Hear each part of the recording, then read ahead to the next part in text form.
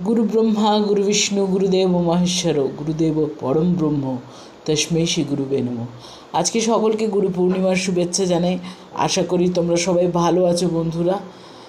गुरु थाकेन माथार ओपर, गुरुर तो स्थान सर्वागे, किन्तु एकटा जिनिस अवश्यई मने राखबे, निजेर बाबा माके भालोबासबे, सम्मान देबे, तादेर যত্ন करबे, ताहले अनेक अनेक अनेक किछु जीवने तुमी মানে যে স্ট্রাগল অবস্ট্রাগল সেগুলো দূর করে জীবনে এগিয়ে যেতে পারবে। বাবা মার থেকে বড় কেউ হয় না।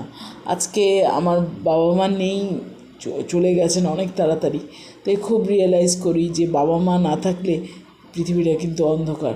সুতরাং বাবা মাকে আগে ভালোবাসো, যত্ন করো এবং অবশ্যই তোমরা ভালো থেকো, সুস্থ থেকো এবং ব্লগ দেখতে থেকো, লাইক করে শেয়ার করে সাবস্ক্রাইব করে আমাদের পাশে থেকো।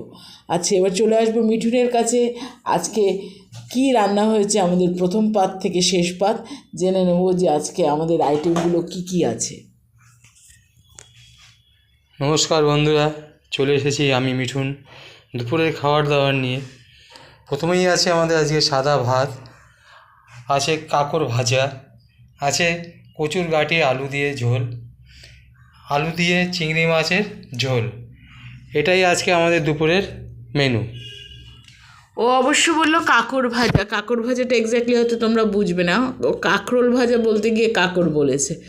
যাই হোক, আর যে চিংড়ি মাছের আলু চিংড়ি মাছের ঝোলটা হয়েছে সেটা অবশ্যই পেঁয়াজ দিয়ে, তবে গাঁটি কচুটা আমরা রান্না করি মানে শুধু জিরে ধনে লঙ্কা এগুলো দিয়েই, এতে আমরা পেঁয়াজ ব্যবহার করি না। এটাই ছিল আজকের মেনু। ভালো থেকো সবাই, দেখতে থেকো, সঙ্গে থেকো। Thank you.